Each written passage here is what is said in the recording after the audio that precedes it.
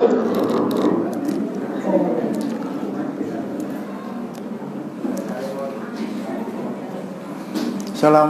warahmatullahi wabarakatuh.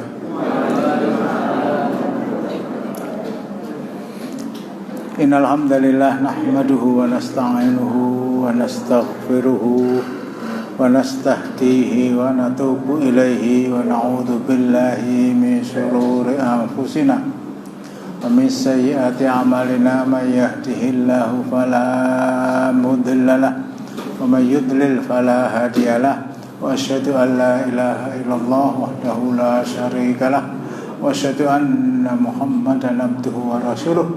Ya ayyuhalladzina amanu taqullaha haqqa tuqatih wa la tamutunna illa wa antum muslimun.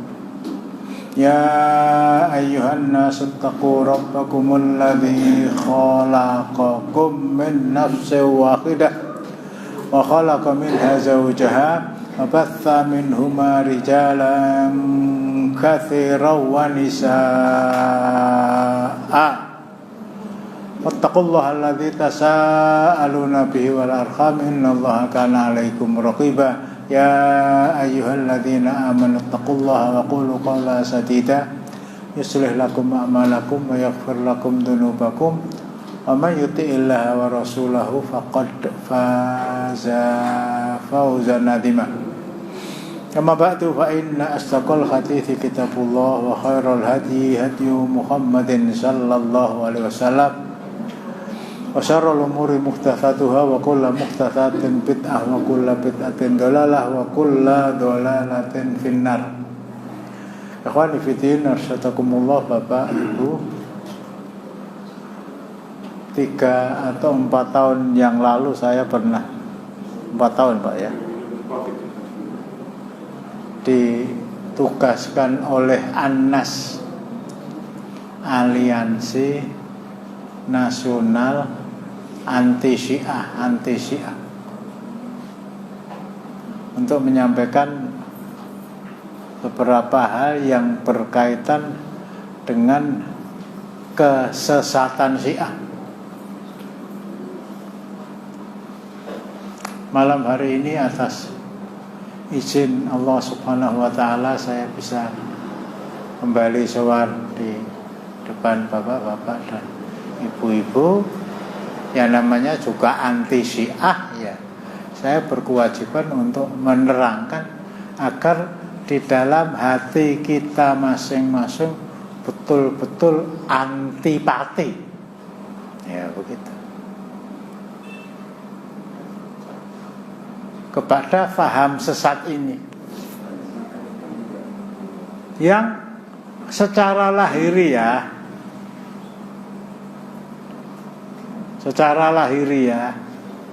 secara kasat mata,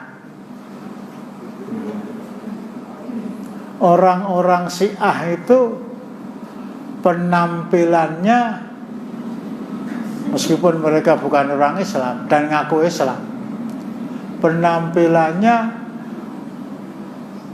sekali lagi secara lahiriah lebih Islami kadang-kadang daripada orang Islam itu sendiri. Pakai peci putih nih, sanes menjenengan nggih Mas ya.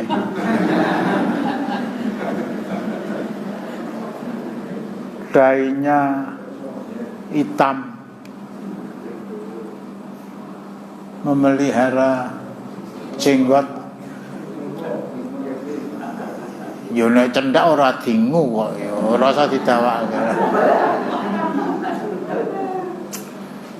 Lho kalau ngingu jenggot dawa kuwi dikandhake radikal, nuwun sewu sing nggawa dit 5.000 mangtokke tak peke.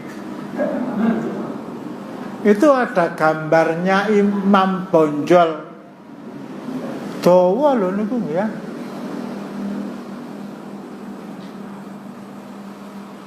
Sekali lagi penampilan mereka sering-sering lebih Islami daripada orang Islam. Tetapi jelas mereka bukan orang Islam.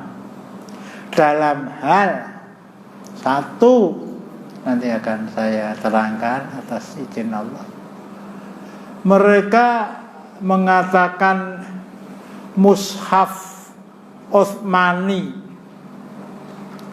Al-Quran 30 juz yang dimulai dari surat Al-Fatihah, Al-Baqarah, Ali Imran, An-Nisa, Al-Maidah, Al-An'am, Al-A'raf, Al-Anfal, At-Taubah, Yunus, Hud, Yusuf, Ra'at, Ibrahim, Hijr, Naml, Isra, Kahfi, Maryam. Itu palsu. Itu palsu. Ya, sesuatu kalau sudah dikatakan palsu, padahal itulah intinya Islam, itulah sumbernya Islam, itulah kitab sucinya umat Islam. Kalau sudah dikatakan palsu, dari celah mana kita bisa mengatakan bahwa orang Syiah itu orang Islam? Penampilannya, kalau melihat Khomeini,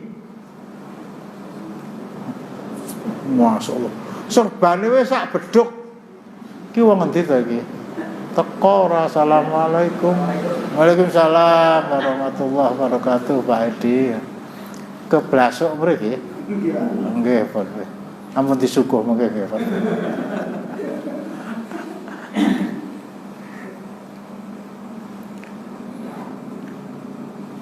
Mereka mengatakan Al-Quran itu palsu. Tadi saya singgung Khomeini, saya nggak sebut imam. Hari ini orang Syiah itu sudah mempunyai paling tidak negara yang namanya Iran. Benderanya tulisannya la ilaha illallah. Irak sebelah utara Irak. Syria. Iran itu konon satu-satunya negara Asia yang telah bisa membuat bom nuklir setelah Cina dan Pakistan. Sebentar lagi mereka berusaha, mudah-mudahan Allah tidak izinkan, akan merebut Yaman. Sementara mereka dibantu oleh Iran melawan koalisi yang dipimpin oleh Saudi. Sebentar lagi mereka akan menguasai Libanon. Itu kekuatan Syiah. Tapi tadi saya mengatakan mushaf Al-Quran itu palsu. Mengatakan semua sahabat Rasulullah Sallallahu Alaihi Wasallam, bendera Rasulullah yang jumlahnya sekitar 115 sampai 124 ribu, itu semuanya murtad setelah Rasulullah wafat. Kata orang-orang Syiah. Padahal sahabat-sahabat Rasulullah adalah manusia paling mulia sejak zaman Nabi Adam sampai nanti manusia terakhir yang hidup sebelum datang hari kiamat. Sahabat-sahabat Rasulullah, saya ulangi, mereka adalah manusia paling mulia setelah para nabi dan para rasul. Jumlah mereka yang jelas disebut di dalam Al-Quran 25 orang, sejak dari Nabi Adam, Nabi Nuh, Nabi Idris dan seterusnya sampai Muhammad Sallallahu Alaihi Wasallam. Setelah 25 orang Nabi dan Rasul itu, siapa yang menduduki urutan 26, 27 dan seterusnya? Sahabat-sahabat Muhammad Sallallahu Alaihi Wasallam, bukan sahabatnya Nabi Nuh.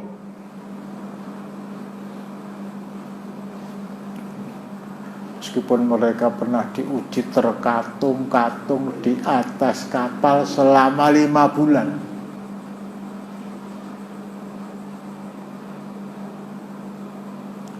Yang paling mulia setelah para nabi dan rasul bukan sahabatnya Nabi Ibrahim, meskipun Nabi Ibrahim pernah dibakar oleh masyarakatnya.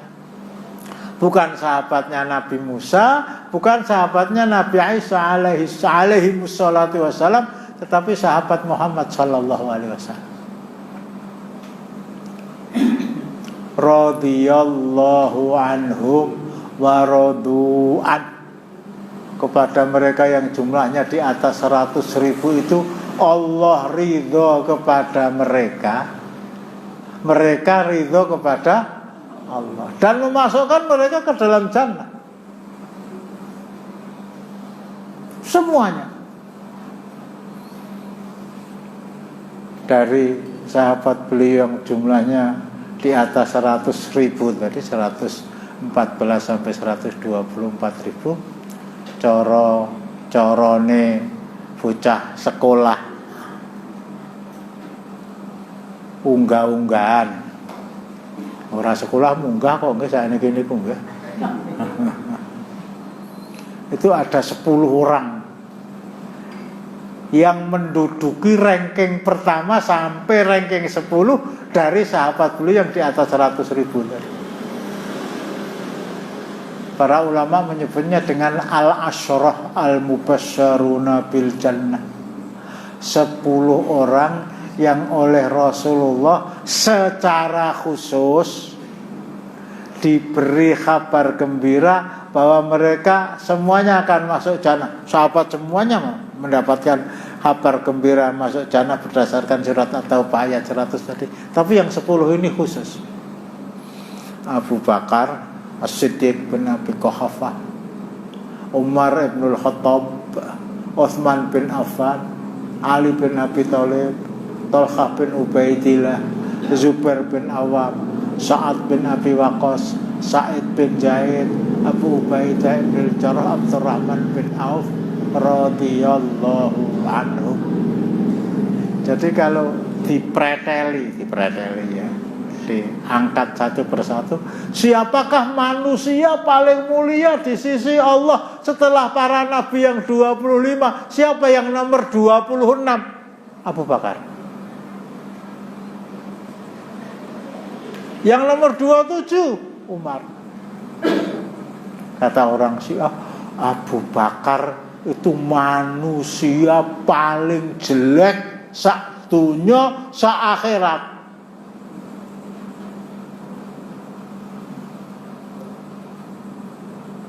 Moga-moga. Assalamualaikum warahmatullahi wabarakatuh. Mereka mas. Mereka lho. Nah, sithik Pak nggih. Wis tonggo nek metu senek lho, nek ora metu ya wis.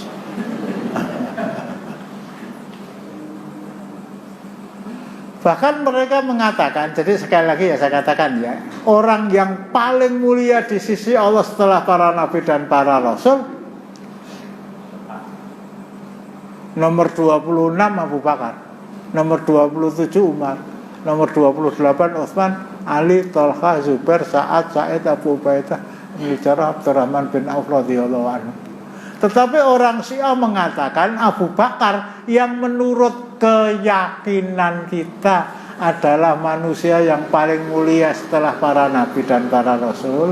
Umar nomor 27 itu oleh mereka dikatakan sonamai Quraisy,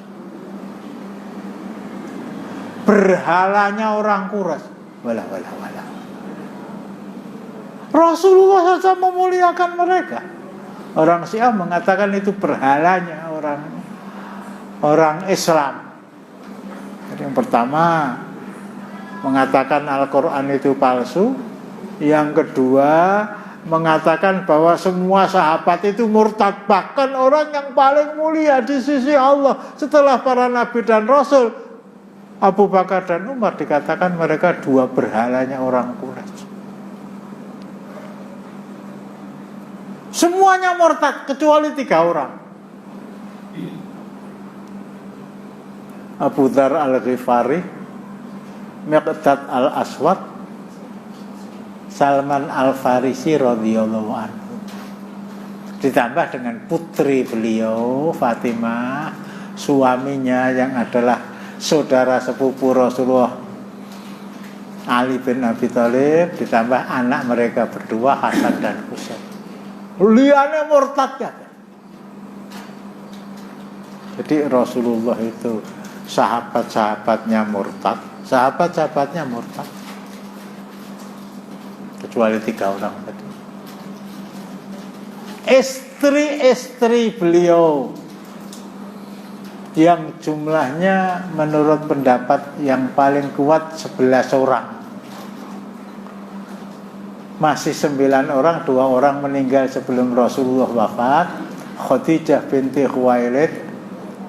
Ya, kontur lah, betul konangan atau punya ditutup ngenten itu. Ampun monggo. Ora ketok kok.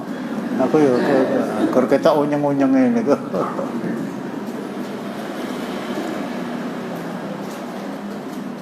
Dua orang meninggal, Khadijah binti Khuwailid, Zainab binti Khuzaimah, masih 9 orang. Saudah binti Zam'ah, Aisyah binti Abi Bakar, Hafsah binti Umar, Ummu Salamah, Ummu Habibah, Zainab binti Jahsh, Zainab binti Khuzaimah sama situ, Juwairiyah, Sofiyah binti Khuyai bin Akhtab, yang terakhir Maimunah. Istri-istri beliau semuanya juga murtad. Walah. Pendereke murtad kabeh, garwane murtad kabeh. Mara tuane jengkul aturaken Abu Bakar kalian Umar niku mara tuane pun ya murtad.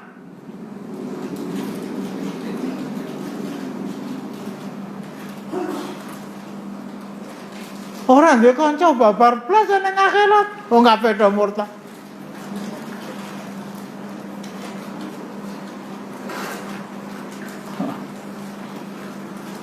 Padahal wa ma arsalnaka illa rahmatan lil alamin. Tidaklah aku mengutus engkau Muhammad kecuali untuk menjadi rahmat bagi seluruh alam.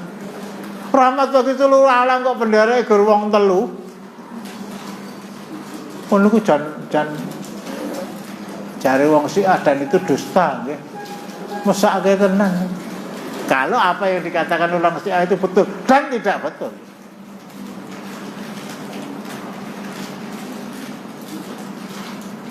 Mereka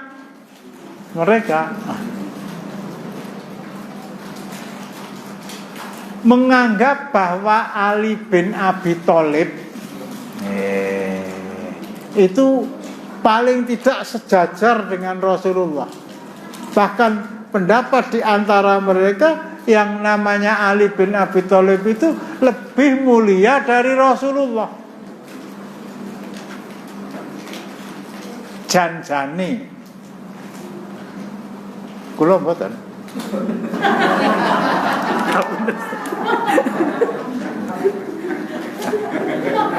arep didobel soal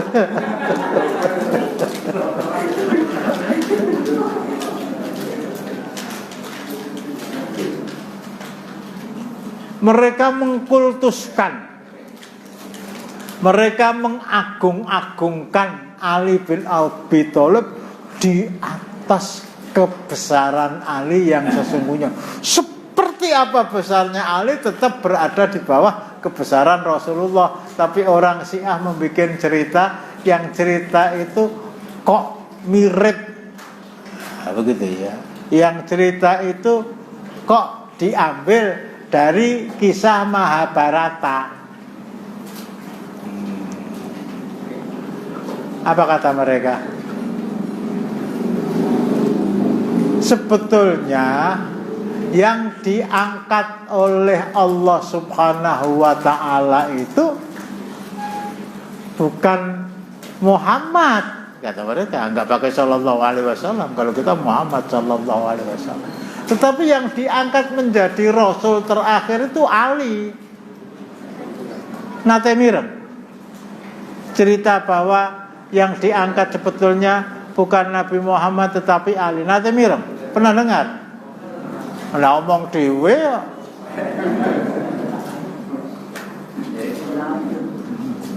Salah ya ora kek ngedum seneng isih ora mandeg pengajian. Mandeg sih. Monggo bismillah. Monggo, Pak. Tak balik ya.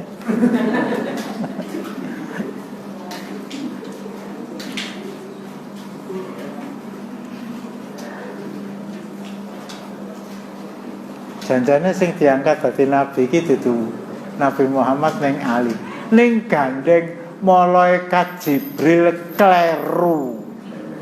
Nekake wahyu. La haula wala quwata. Malaikat Jibril kok kleru ki terus piye? Lah klerunya malaikat Jibril ini wallahu alam terinspirasi kisah Mahabharata tentang nun sewu neng sing mudeng wayang mboten. Enten mboten? Enten.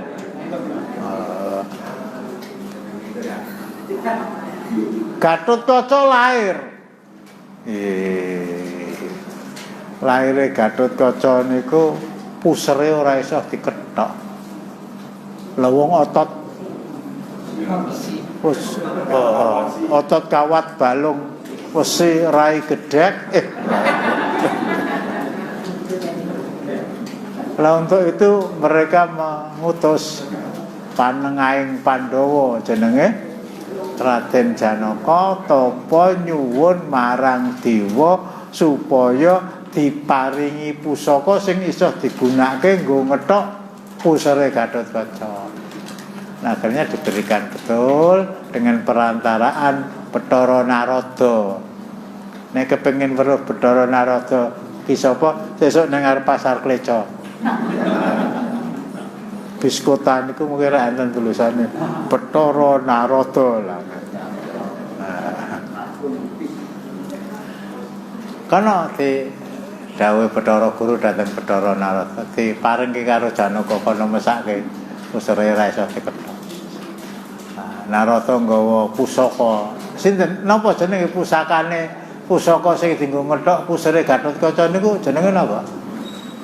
Ayo sing aku mudeng wayang mau ndi? Kunta Dewa banter kleru Kunta Wijaya Danu. Ini saya angkat untuk jebol kesesatan Syiah itu terinspirasi dari kisah Mahabharata tadi. Gandeng Bathara Narada ki wis pikun. Wis ora iso mbedakake antarane godhong nangka karo gambare Bung Karno karo Bung Hatta. Ora iso mbedakake dong nangka karo duit. Bathara Narada nggawa Kunta Wijaya Danu mau ora diparingke nyang Janaka ning diparingke marang sedulure tunggal mbok siji bapak jenenge Adipati Karna lah 100. Nek Bathara Narada pikun iso kleru, lah nek malaikat Jibril kleru terus piye? Nah, ini salah satu di antara pengkultusan mereka kepada Ali. Sampai cerita mereka nek pas Purnama Sidi, itu bahasa syirik juga. Bulan purnama kamu lihat ke atas. Di bulan itu ada sesuatu yang hitam, remang-remang. Kuwi papan panggonane dinggo ngubur kuburane Sayyidina Ali radhiyallahu anhu. Dikuburan ning bulan. Numpak apa? Apollo 13. Pun niku pokoke cerita ngayawara. Nah, kelanjutannya bahwa mereka mengatakan Ali itu lebih mulia dari Rasulullah. Besok Ali itu masuk surganya lebih dahulu dari Rasulullah. Wah, saya kisruh mulai niku nggih. Bahkan saya mempunyai mantan mahasiswa di Mahat Ali An-Nur. Sekarang tinggal di Aceh menulis buku tentang Syiah, mengatakan besok Rasulullah itu masuk surga. Itu saya katakan ya, istri-istri beliau yang jumlahnya masih 9 ketika beliau wafat, itu semuanya murtad. Bahkan mereka mengatakan Aisyah orang yang paling dicintai oleh Rasulullah.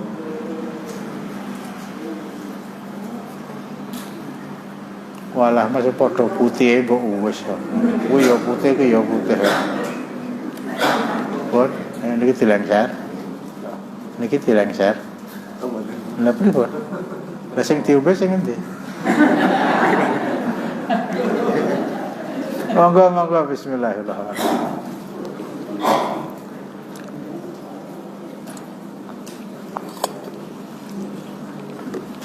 Rasulullah itu masuk surganya kalah dahulu dengan Ali.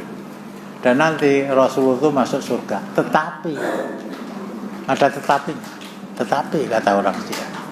Rasulullah masuk surga nuwun sewu ya, aku matur ki abot. Tapi memang itulah yang mereka katakan.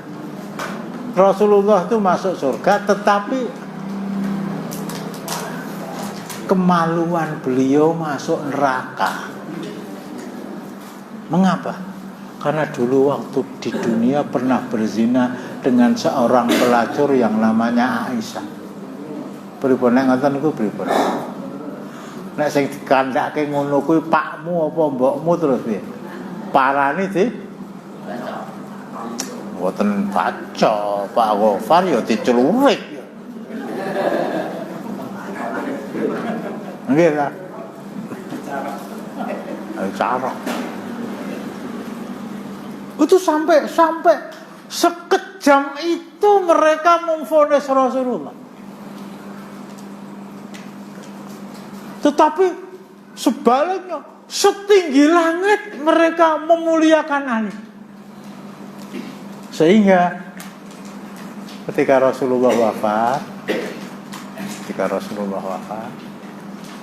tadi saya katakan janjane sing dadi nabi ki Ali itu Rasulullah. Ning gandeng Rasulullah kebacut ya wis salah Jibril. Kata mereka, ketika Rasulullah wafat mestinya yang menggantikan Rasulullah sebagai khalifah itu bukan Abu Bakar tetapi Ali. Tapi gandeng wong Muhajirin, wong Ansor satu kata saiyek saekokapti mengangkat Abu Bakar, ya akhirnya Ali diam jonjone atine ngotok-ngotok. Itu bukan cerita yang benar, jarine wong Syiah. Nah, ketika Rasulullah wafat, Abu Bakar menggantikan beliau sebagai kepala negara. Datang Umar. Abu Bakar orang nomor 1 setelah para nabi, Umar nomor 2. Assalamualaikum. Waalaikumsalam. Saya punya unek-unek. Saya punya ide. Apa itu?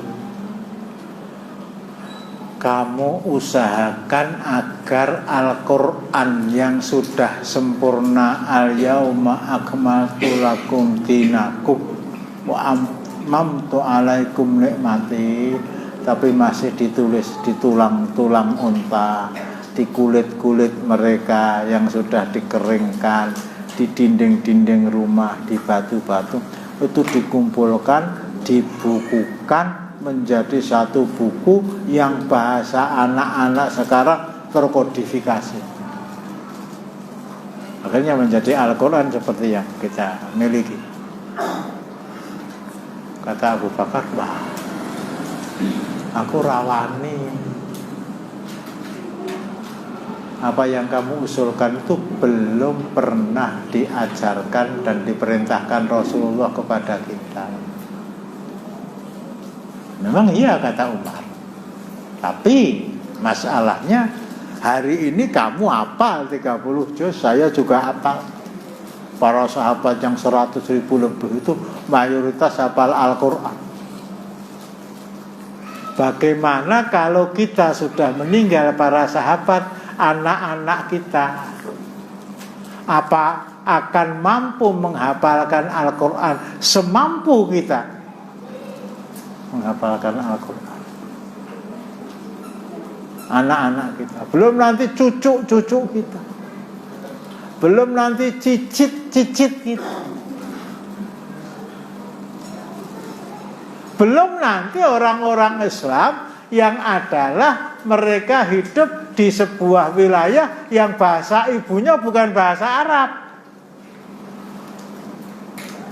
Al-Quran itu pakai bahasa Arab, kita berbahasa Arab, sehingga mudah untuk menghafalkan dan mudah menguasai isinya. Bagaimana kalau Al-Quran itu nanti tersiar ke timur, ke Iran, ke Irak, ke Afghanistan, ke Pakistan, ke Bangladesh, ke India sebelumnya, India, Bangladesh, ke Myanmar, ke Malaysia, ke Singapura, nyabrang Selat Malaka, ke Riau, ke Jambi, ke Sumatera Selatan, ke Lampung, nyabrang Selat Sunda, ke Pundi, Kose Sumenep, Kose urung.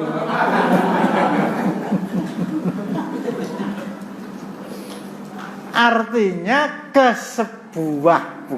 kesekian banyak wilayah yang bahasa ibu mereka bukan bahasa Arab. Nun sewu nggih kados kula mamanya. Saya harus menguasai 2 bahasa. Dan ini keharusan yang diwajibkan oleh diri saya, oleh masyarakat saya, oleh sekolah saya. 1, saya harus kuasai bahasa Jawa, wong aku wong Jawa. 2, saya harus kuasai bahasa Indonesia. Bahasa Jawa itu ada ngoko, ada kromo madya, ada kromo inggil. Ora mudeng.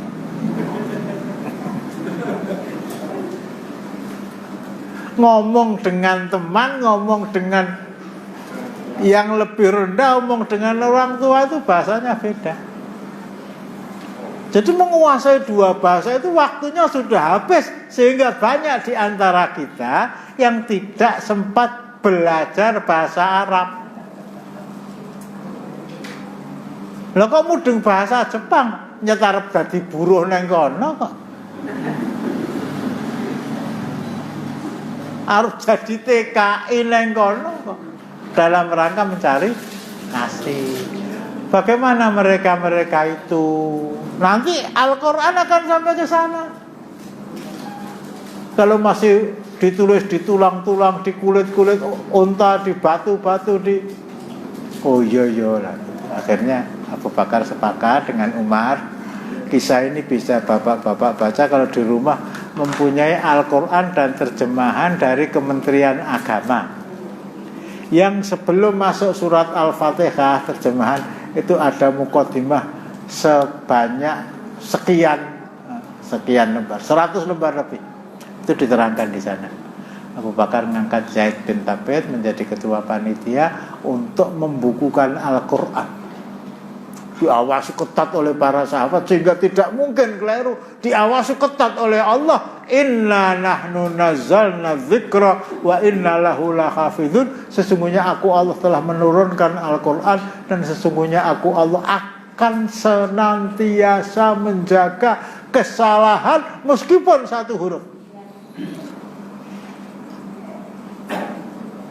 Surat Al-Hijr ayat 9. Nah, ketika panitia sedang bekerja menulis rampung ya, sekarang cerita cerita bohong, cerita dusta, cerita apus-apus, cerita kempong perot, cerita yang diangkat oleh orang-orang Syiah. Pada waktu itu kata orang Syiah niki ngapusi, dadi ngantuk kene. Ning ora mudeng kok. Datang Ali bin Abi Thalib. Bohong lho nggih.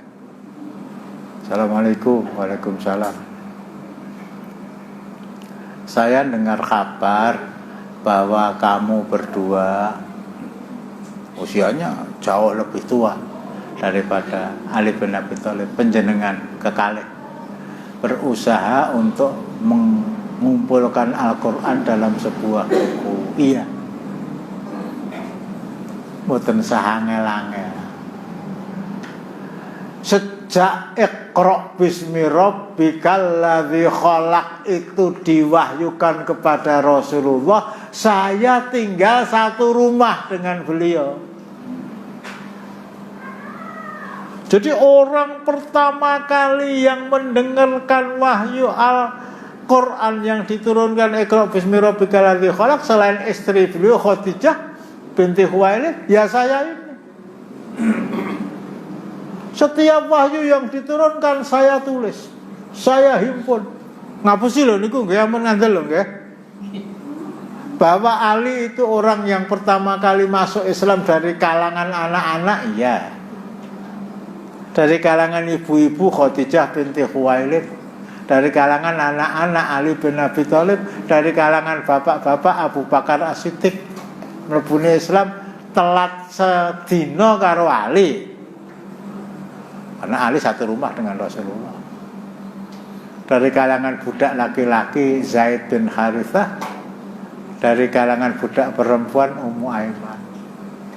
Saya tulis, kamu enggak. Apalagi Umar bin Khattab itu 3 tahun kemudian baru masuk Islam.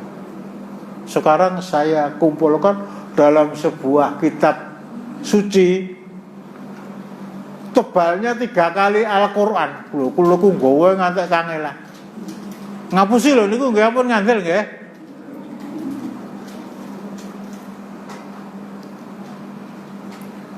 Oleh Ali ditunjukkan kepada beliau berdua, Abu Bakar dan Umar radhiyallahu anhuma. Oleh Umar, coba tak deloke Ali lagi. Cerita orang Syiah ya. Ali ya. Umar bin Khattab ini manusia mulia.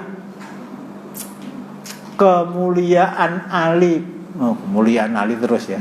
Kemuliaan Umar bin Khattab itu diakui oleh dunia.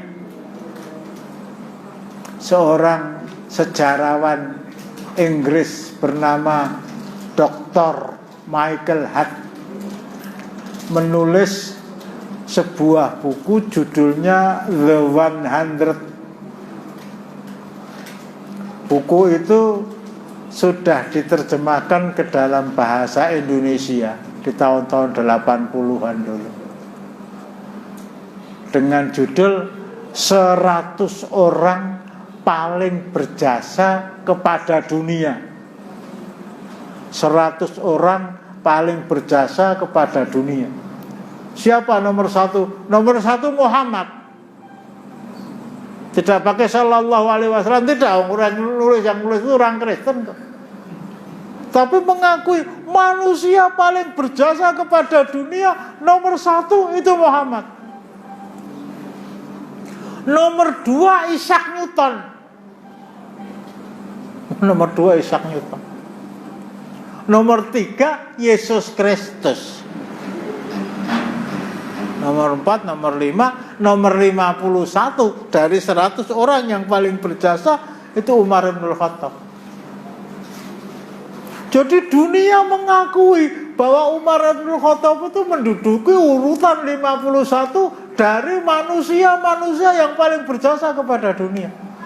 Ya kita nggak ngakui ya. Nomor 1 Rasulullah, 2 Abu Bakar, 3 Umar, 4 Utsman dan seterusnya.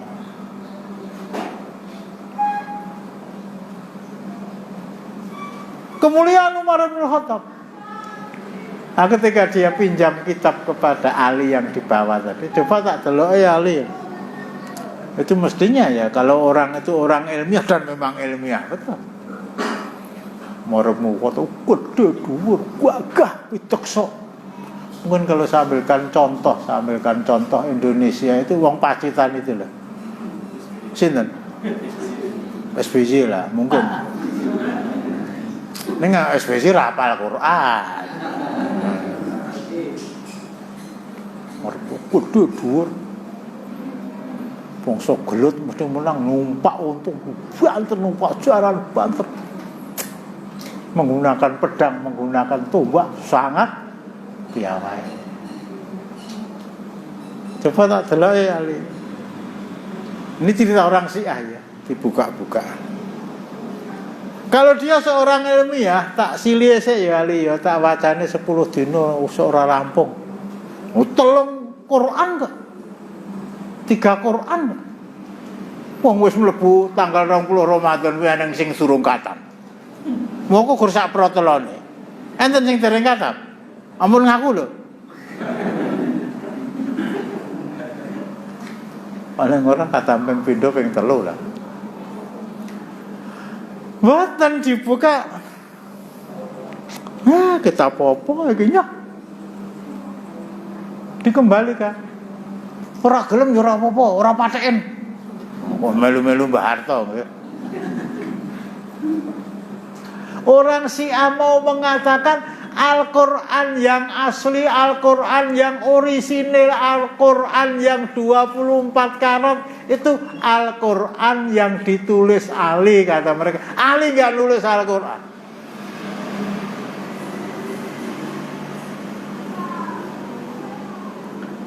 Itu cerita dusta yang mereka angkat. Mereka ingin mengatakan bahwa yang benar itu mushafnya Ali yang tebalnya 3 kali Al-Quran. Sementara yang ditulis oleh panitia yang diangkat oleh Abu Bakar itu palsu. Jadi Ali datang itu kue palsu, timbangannya palsu, tur kangelan sing nulis pakai punya saya.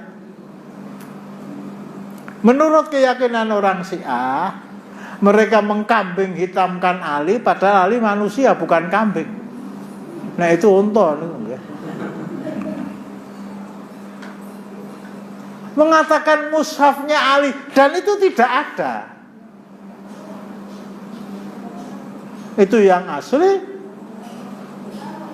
Dan mushaf Al-Quran 30 juz yang kita baca itu palsu. Ora gelem ya wis, ora patheken. Pulang. Taruhlah itu datang ke mereka berdua jam 9 pagi, krungu adzan zuhur, imamnya Abu Bakar. Dalam Islam kepala negara itu menjadi panglima perang. Dalam Islam kepala negara itu menjadi imam sholat. Dalam Islam kepala negara itu menjadi pemimpin pemerintahan. Dalam Islam seperti gelar yang dipakai oleh raja-raja Solo dan Jogja. Raja Solo dan Jogja itu namanya mesti Sultan Abdurrahman. Sultan Abdurrahman. Senopati ing Aloko, panglima perang. Rasulullah memimpin perang, Abu Bakar memimpin perang. Sultan Abdurrahman senopati ing Aloko, Sayyidin Panatagomo, pimpinan agama. Sing imami zuhur, asar, maghrib, isya, subuh. Khutbah karo ngimami Jumat Pon, Wage, Kliwon, Legi, Pahing, Idul Fitri, Idul Adha, salat istisqa, salat gerhana, itu Rasulullah. Rasulullah wafat digantikan oleh Abu Bakar. Nah, kalau Indonesia itu diterapkan syariat Islam lah. Sing ngimami salat eneng Masjid Agung Sukoharjo sinten? Sinten? Apa eneng imam wedok? Sing ngimami Masjid Besar Jawa Timur sinten? Ayo, gubernurmu. Ya, itu maksudnya begitu. Abu Bakar menjadi imam jam 9 diisuani Ali, jam 11 lebih 38 menit ngimami sholat zuhur. Allahu Akbar. Ali menurut orang Syiah loh nggih. Menurut kita enggak. Ali menurut orang Syiah meyakini bahwa ayat Al-Quran Fatihah karo surat sing diwaca Abu Bakar kuwi palsu. Ning Ali makmum nang ngurine. Nyambung mboten? Nyambung mboten? Menurut keyakinan orang Syiah, Quran yang dibaca oleh orang Islam itu palsu. Ali juga mengatakan palsu. Ali palsu loh, niku Ali topan niku. Tapi dia makmum di belakang Abu Bakar. Zuhur, asar, maghrib, isya, sesuk yo neh, soben yo neh. 2 tahun 4 bulan Abu Bakar memimpin umat pengganti Rasulullah. Dia sebagai pengganti. Ali makmum di belakang dia. Kalau dia meyakini kata orang Syiah apa yang dibaca oleh Abu Bakar itu palsu, salatnya rasa. Untuk itu saya akan mendirikan masjid sendiri. Enggak ada ceritanya Ali mendirikan masjid sendiri. 2 tahun makmum di belakang Abu Bakar. Mongko jarene wong Syiah, Ali meyakini bahwa Al-Quran yang dibaca Abu Bakar, Fatihah dan surat itu semuanya palsu. Berarti sholatnya Ali batal. Nuwun sewu nggih tak terangke sithik. Nah eneng wong poso ora lara ora lunga sebab ngelak terus bongkah. Nah eneng pengajian, ibu-ibu pengajian dhewe ya monggo. Engko tak sili Mike Tyson.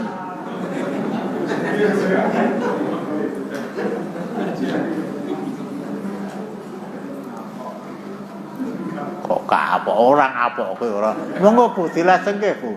Banter-banteran. Kalau ada orang bongkah mongko ora lara ora lungan. Munggah lho nggih. Lara munggah lah monggo. Itu utang poso sedina ki disaur setahun betetet ora cukup. Gelo wis sok wiwit tanggal 2 Syawal tekan 30 ruah aku arep poso ora cukup. Iku nek siap. Sementara kalau salat jarak ora salat. Jarak ora salat. Eneng tamu ora salat, amung tamu nggon mantenan ora salat. Lah undangannya pukul 19. Undangannya pukul 19. Mungkin nek sasi November niku Isya niku pukul 19.20. Krungu adzan Allahu Akbar apa mantenan akbar.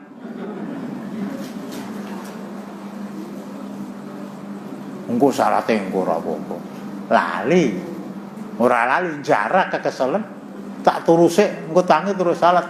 Krungu adzan subuh. Sing nang omah ora nyang masjid ya krungu adzan subuh ngopo? Bal-balan. Salat jamaah kalah karo bal-balan.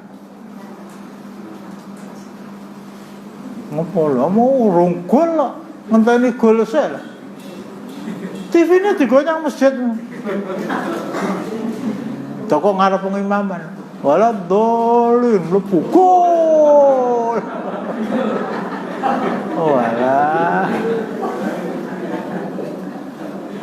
Wong sing jarak ninggalke salat sepisan wonten ingkang ngendikaken disaur salat nganti hatta zurtumul maqabir iki urung cukup.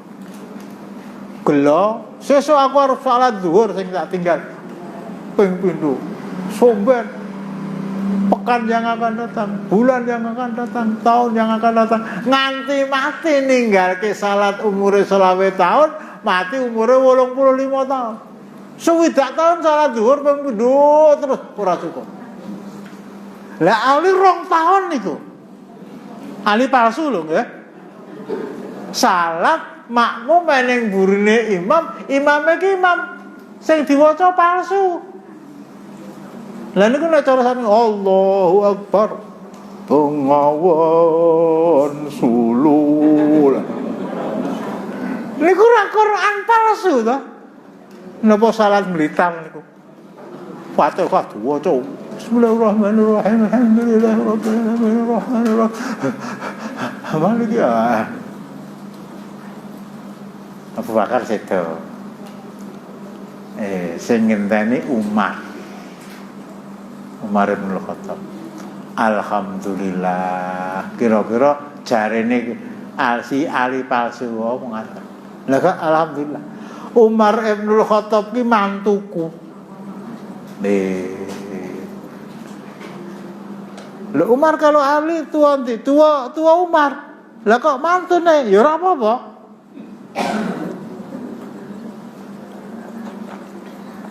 Umar bin Khattab menika yuswanipun sampun meh 50. Ngelamar anak Ali jenenge Umi Kulsum, umure lagi lulus SD.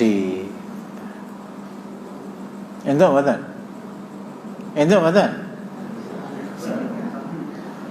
Mantuk-mantuk tarane entuk jebul ngantuk.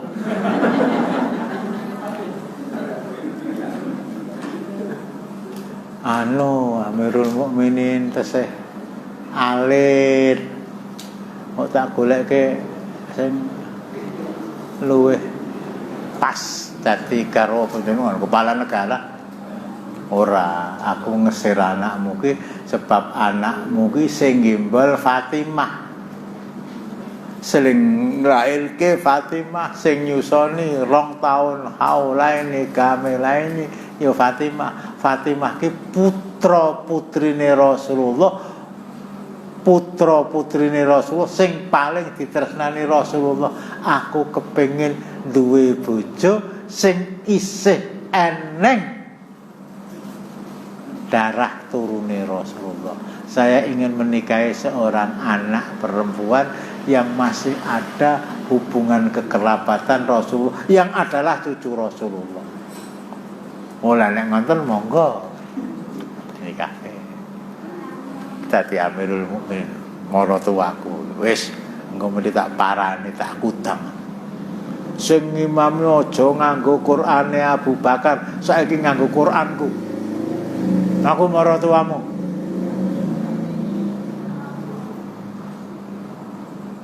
Kasunyatan ternyata hari pertama makmum di belakang Umar. Umar tidak merubah. Ora wani Umar kok wani. Umar Bakre wani. Hari pertama, pekan pertama, bulan pertama, tahun pertama Umar bin Khattab memimpin umat 10 tahun. Niku sing diwaca ya Quran ingkang kula panjenengan sami waos. Kuwi jarene Ali palsu. Lah kok makmum nganti 10 tahun. Kerasan-kerasane iki. Tegesnya pripun? Selama 2 tahun 4 bulan dipimpin oleh Abu Bakar, dia makmum di belakang Abu Bakar, salate Ali ora sah. Nah, sing diwaca Quran palsu.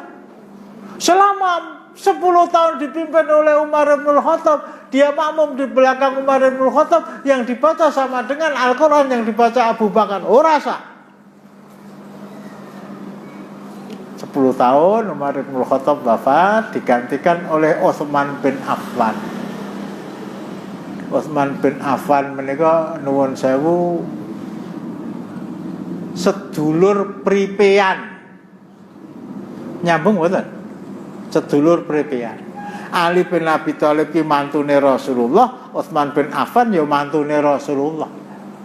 Aku karo Utsman ki pripean. Alhamdulillah arep ngakon Abu Bakar ganti wacane ora wani, ngakon Umar bin Khattab mantune maratuane mantune ya ora wani. Lah saiki Utsman bin Affan sedulur seprepean. Ternyata kisah di masa Abu Bakar, di masa Umar kembali terulang pada masa Utsman. Ali makmum di belakang Utsman 12 tahun.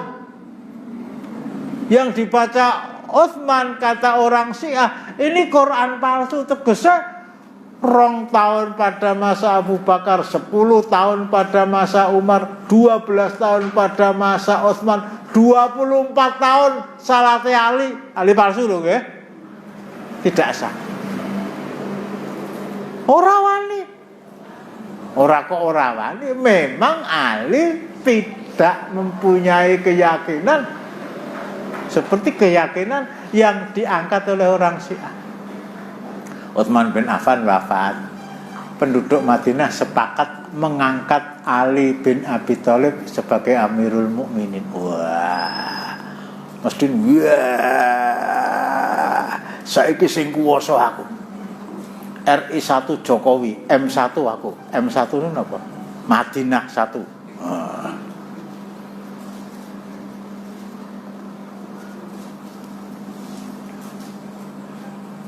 Kepala negaranya itu saya. Wilayah kekuasaan Islam yang terbentang sejak Afrika Utara sampai Asia Tengah, bekas penjajahan Uni Soviet itu yang memimpin Ali. Saya mempunyai wewenang 100%. Saya mempunyai otoritas yang tidak ada seorang pun yang berhak merubah.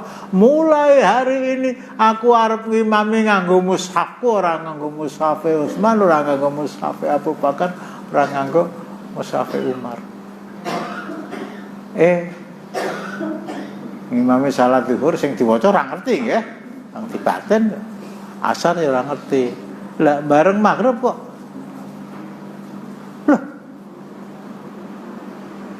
Kok ya padha karo sing diwaca Utsman, diwaca Umar, diwaca Abu Bakar. Oh, mungkin lagi perkenalan. Pekan pertama, bulan pertama, tahun pertama. Yang dibaca ya sama dengan yang dibaca Abu Bakar, Umar dan Utsman radhiyallahu anhu. Mengapa? Ali bin Abi Thalib yang asli itu yakin seyakin-yakinnya bahwa Allah menjaga Al-Qur'an. Yakin seyakin-yakinnya bahwa tidak ada satu huruf pun yang berubah. Inna nahnu nazzalna dzikra wa inna lahu lahafizun. Kok sampai ada Al-Qur'an palsu yang ditulis oleh orang Islam sahabat Rasulullah pada masa Abu Bakar? Jelas Ali bin Abi Thalib tidak menerima itu. 4 tahun lebih Ali bin Abi Thalib memimpin umat. Sing diwaca nggih padha. Lah Quran sing asli mau didokok ngendi? Gek tinggo apa? Apa nggo tumbal?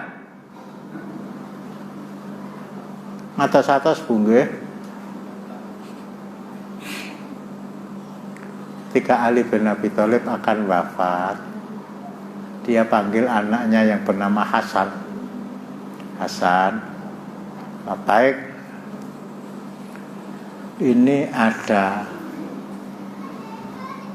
mushaf asli yang saya tulis, berbeda dengan mushaf yang dibaca Abu Bakar, Umar dan Utsman. Kamu simpan sebaik-baiknya. Ini yang asli. Lah yang dibaca Abu Bakar, Umar dan Utsman juga palsu kalau. Lah yang dibaca apa ya palsu.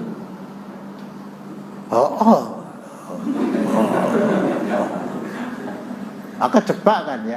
Ya tidak seperti itu bahasanya, tetapi pemahaman saya begitu. Wis rasa dirembuk perkara cilik apa? Ini kamu simpan ya. Iya. Insyaallah. Syuk. Kalau kita meninggalkan insyaallah ya. Syuk. Insyaallah siap.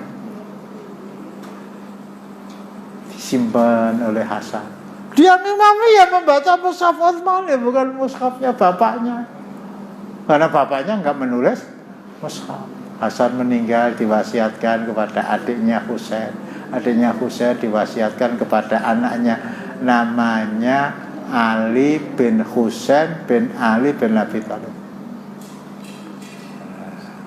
Orang-orang yang meyakini bahwa Ali bin Abi Thalib itu adalah Nabi, adalah orang yang berhak menjadi pemimpin umat, bukan Rasulullah, dianggap oleh orang Syiah itu imam yang pertama. Imam yang kedua anaknya bernama Hasan. Imam yang ketiga adiknya Hasan bernama Husain. Imam yang keempat anaknya Husain bernama Ali bin Husain bin Ali bin Abi Thalib. Sampai imam yang keempat, imam yang kelima, 6, 7, 8, 9, 10 sampai yang ke-12.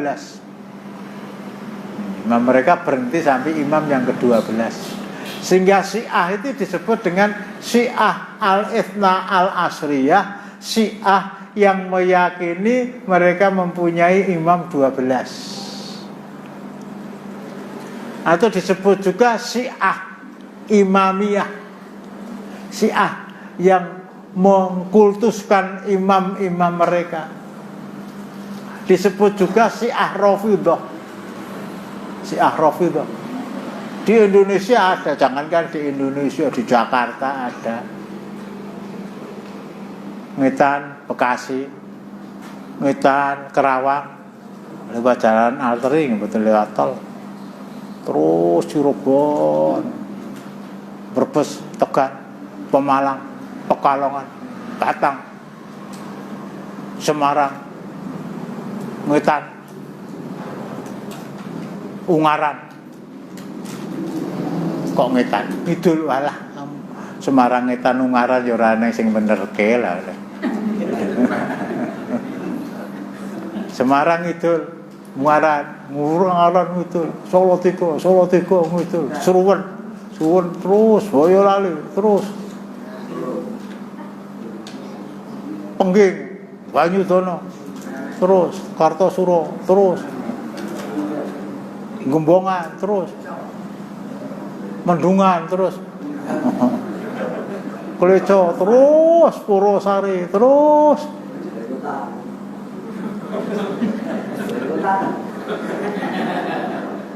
Kuwi arep blusukke kuwi.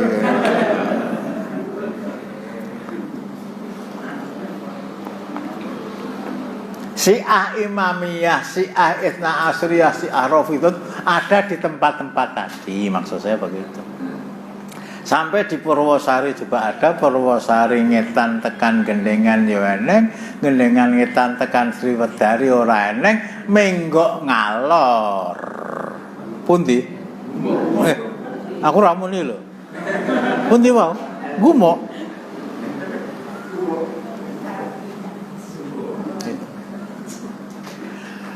Mereka meyakini imam kami jumlahnya 12 imam kami lah yang menyimpan Al-Quran yang asli itu. Ketika imam kami yang terakhir Muhammad bin Hasan Al-Mahdi Al-Muntadhir menyimpan mushaf Ali yang tebalnya 3 kali dari Al-Quran kita, terjadi huru-hara di tempat dia tinggal.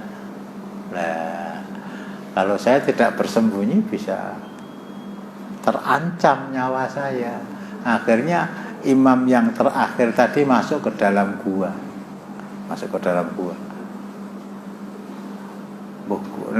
Nek sing cetha ora gua gelap ngampar nggih. Gua gelap ngampar niku pundi to? Mboten ngerti. Allah taala. Itu mata airnya Bengawan Solo. Tak kandhani lah. Bukan gua Selarong, ngono Diponegoro Diponlunga. Dia masuk ke dalam gua, bersembunyi di sana. Pada tahun 256 Hijriah. Bertepatan dengan 878 Masehi. Jadi sudah sekitar 1200 tahun yang lalu imam yang terakhir ini masuk gua. Ora metu-metu. Eneng kono terus ngopo? Apa sekak wong rene mungsuhe? Ora maca Quran, apa tendedet ya? Memang dia membawa mushaf yang asli, tapi gelap gulita.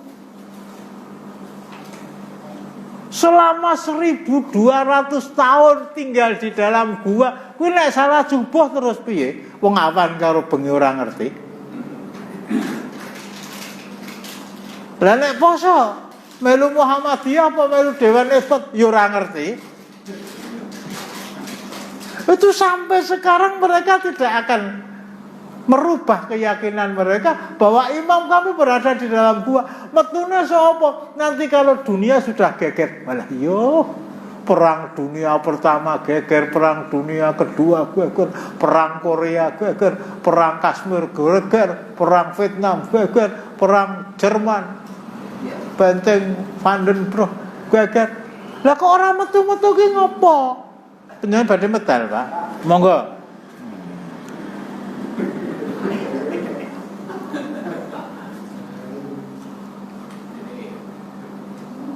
Lah metune kapan? Ora metu wong ora mlebu kok. kata-kata bahwa imam kami masuk ke dalam gua membawa kitab suci dan akan keluar dan tidak akan keluar, itu sebagai pelarian untuk mengelabui umat mereka.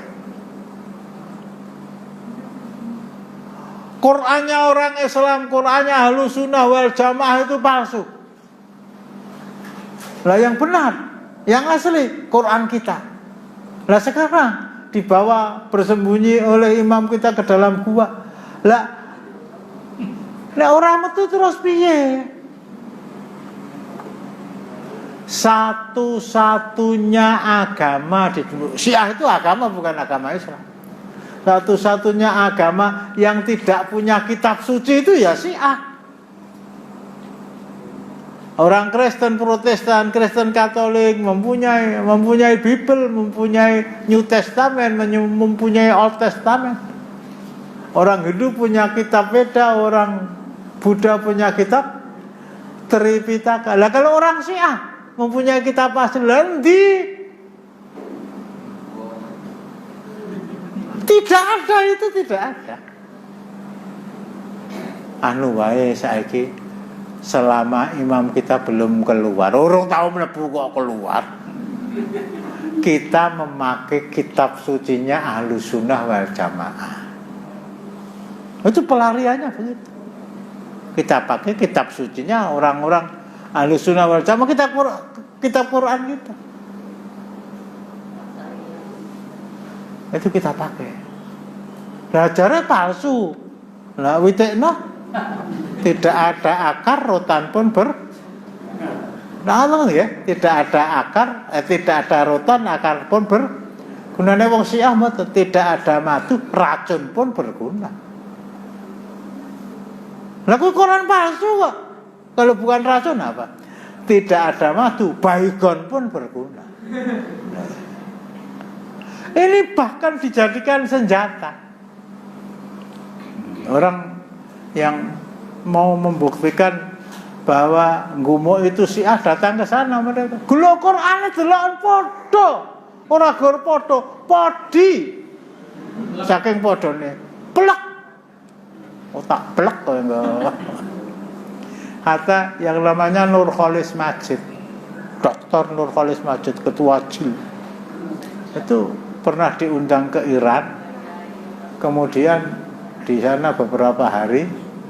Nah, ketika pulang itu mengatakan Qurannya orang Syiah itu sama dengan Quran kita. Aku mlebu nang masjid-masjide wong Syiah, aku mlebu nang pengajian-pengajiane wong Syiah, Qurane padha.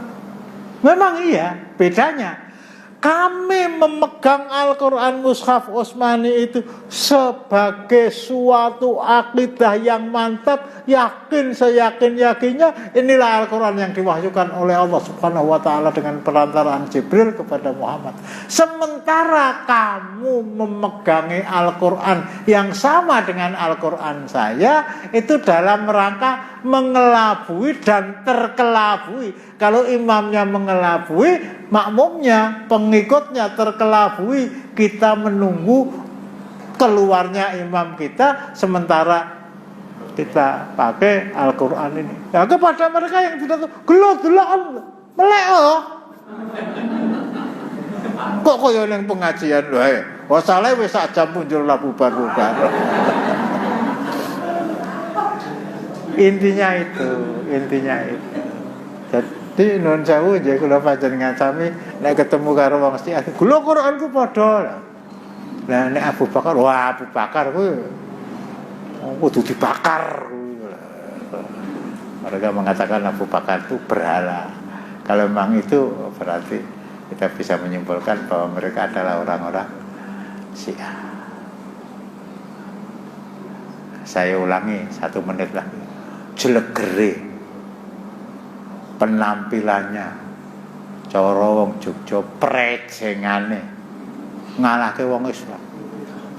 Bathuke ureng, jenggoten, kalung serban ijo, nganggo jubah cingkrang. Salate suwe banget, sujute suwe banget. Lah keturun. Tetapi mereka sama sekali tidak mempunyai hak, tidak ada satu celah sekecil apapun untuk mengatakan mereka sebagai orang Islam. Maka niki nek tak teruske sak jam gas wis.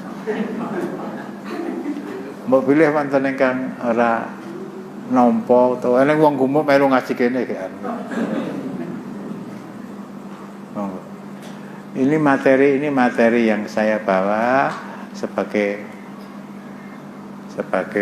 ya namanya utusan dari Anas untuk menyampaikan kesesatan Syiah. Di antara kesesatan mereka adalah itu tadi. Pun tadi kan ada sahabat itu yang tidak dibenci Syiah, Abu Dzar Al-Ghifari. Sudah terus. Itu sebabnya kenapa Ustaz kok tidak dia sama orang Syiah tidak dibenci? Wah, aku ya ora ngerti ya. Kalau semuanya ente-entean kan ya terus pendera era eneng ya Rasulullah itu ya. Wong Prabowo kalah kowe pendereke saya bilang nyoblos Prabowo terus.